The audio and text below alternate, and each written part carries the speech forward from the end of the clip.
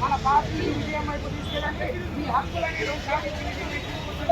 మాకు వాగ్దానం చేసి అయినప్పటికీ కూడా మా ఒక అప్పుడే కంపెనీలో వచ్చి మాకు 30% 40% అమౌంట్ తీసుకొని కూడా మాకు రేట్ అనేది మాకు గిట్టుబాటు లేదు.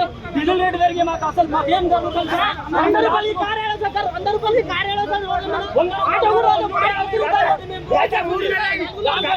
ఏసీ తోటి మేము బాగుంది. మాకు గిట్టుబాటు అయితే సార్ ఓలా ఊబర్ కంపెనీలకు పోతే మీరు ఏం చేసుకుంటారో చేసుకోకండి అని చెప్పేసి బౌన్సర్లను పెట్టి నెట్టేస్తారు. ఇప్పటికి నెల 2 నెలల నుంచి మాది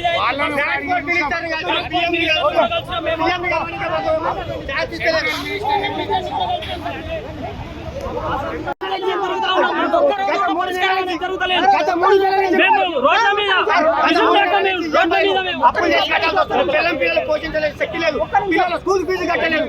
ఎందుకు సార్ 10 లక్షలు కారు